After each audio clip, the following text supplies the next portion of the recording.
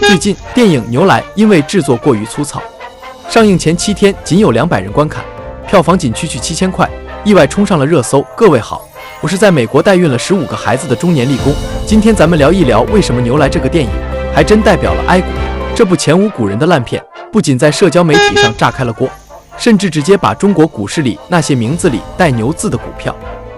毫无征兆地推上了集体涨停板。尤其是当他的社交媒体热度远远超越诺兰的大作《奥德赛》时，他简直就是哀股和美国股票底层逻辑的完美镜像。在刚上映的那几天，他极其廉价的画质和诡异的线条，在社交平台上引发了全网的嘲讽，甚至被不少人当成纯粹为了洗钱来发帖传播。但谁也没想到，事情很快就迎来了一场不可思议的大反转。当网友们深入了解后，才发现整部电影的制作团队居然只有2个人，账面投资完全为零，出品人信宇萌主业是个做装修设计的，制作电影用的就是他平时干活用的装修建模软件。在长达5年的制作期里，他正常接单做装修维持正常生计，另一边利用业余时间一点点做动画，制作成本几乎就是0。而另一位出品人则是信宇萌的母亲，60后已退休，兼任了财务、编剧和所有的女声配音。当得知这背后其实是一个母亲默默支持儿子在不耽误本职工作的前提下，利用业余时间实现电影梦想的故事后，网民的口碑瞬间迎来了一场翻天覆地的反转，电影的热度开始迅速攀升。由于电影官方压根没有准备任何宣发材料，各大影院也纷纷大发奇想，模仿影片的粗糙风格，手绘了一张张毫无美感却极具话题度的丑海报。这种手绘丑海报在社交媒体上引发了更广泛的2次传播狂欢，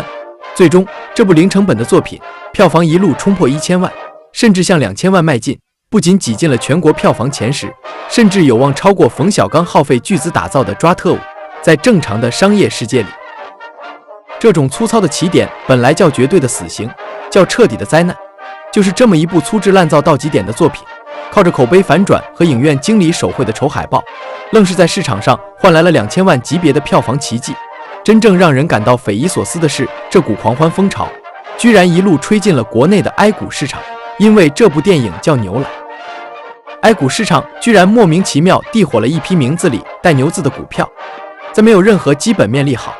没有任何业绩支撑的情况下，只要名字里带个牛字，股票就被资金推上了涨停板。散户狂欢，机构收割，炒作理由简单粗暴，电影叫牛来，说明股市的牛市也要来了。这种凭着名字谐音就集体拉涨停的操作，在任何成熟的资本市场看来，都是一场群体性的玄学狂欢。而就在我被这场玄学炒作震碎3观的同时，我突然意识到，在 YouTube 和各大社交平台上，我已经有好长一段时间没有看到唱衰克里斯托弗·诺兰执导的史诗巨制《奥德赛》的视频了。在此之前，墙内墙外的算法矩阵铺天盖地都在推送同一个套路，吐槽好莱坞搞政治正确，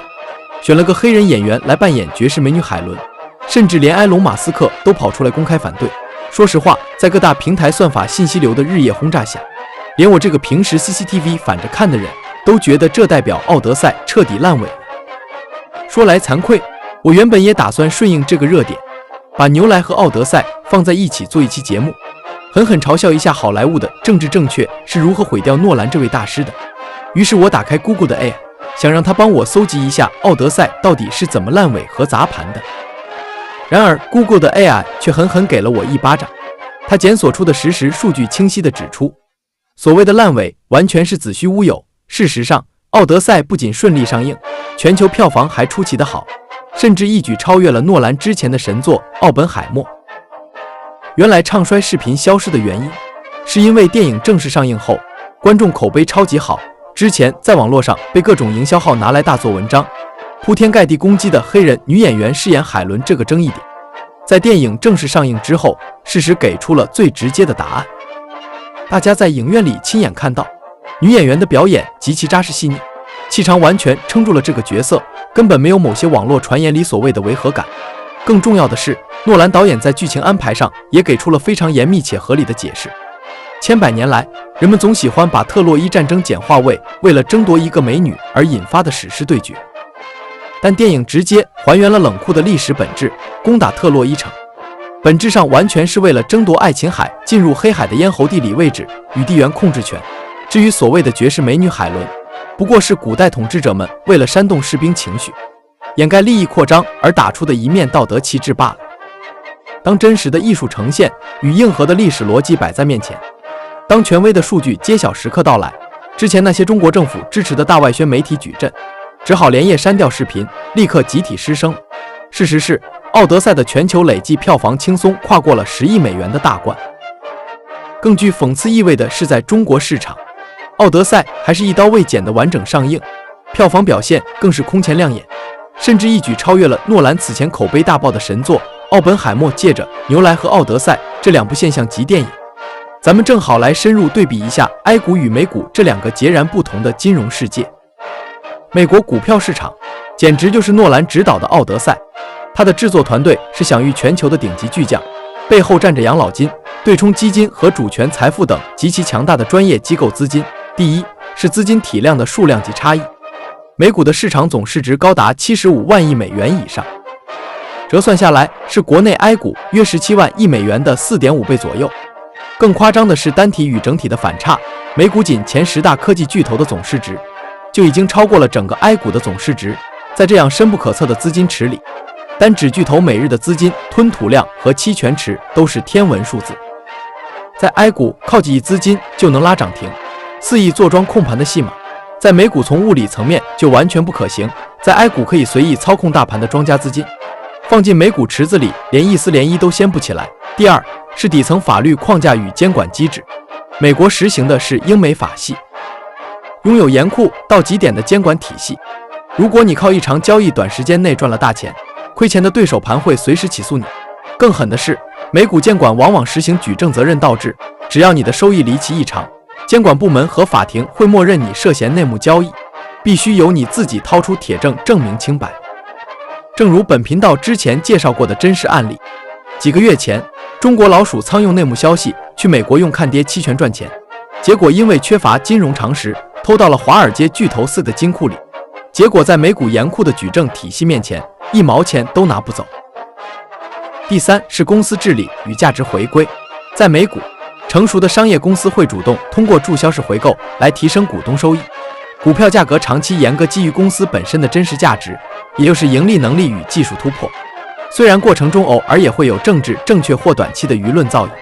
就像网络上对奥德赛选演员的争议一样，但只要把时间轴拉长，严密的法治与价值规律必然强力回归。反观国内的 I 股市场，它简直就是电影《牛来》的绝佳写照，上市公司的治理结构一塌糊涂，出来的产品和业绩质感就像是拼多多上买来的廉价山寨货，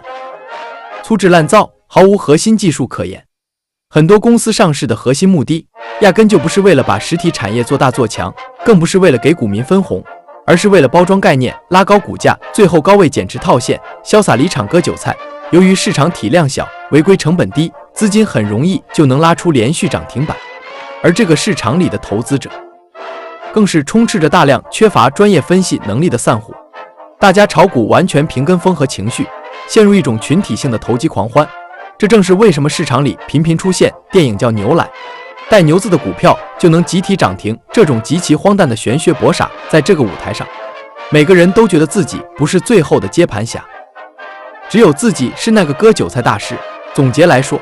牛来的成功纯粹是一场依托网络情绪狂欢，不可复制且极度偶然的草台班子奇迹，而奥德赛才是依靠严谨工业标准，具备底层价值，真正适合长期投资的成熟产品。投机者或许能在牛来式的玄学狂欢里侥幸过一把瘾，但真正能保护并壮大你资产的，永远是像奥德赛一样具备确定性与底层逻辑的优质资产。如果你能承担股票的风险，请务必订阅本频道，这样你就不会跟那帮中国老鼠仓一样，本来想要割韭菜，结果实际上偷到华尔街巨头家里去了。如果你喜欢今天的内容，请点赞、分享并订阅，我们下期再见。